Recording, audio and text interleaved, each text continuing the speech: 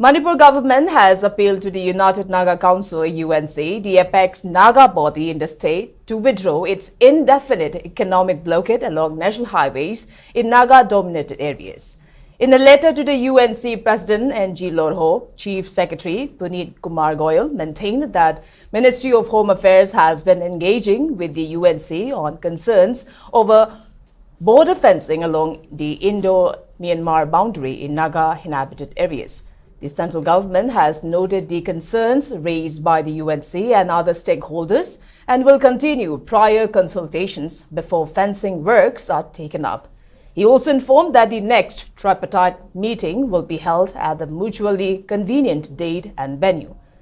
Meanwhile, an emergency presidential council meeting of United Naga Council has been convened at UNC office in Tahamjam today. The decision of the meeting is still awaited.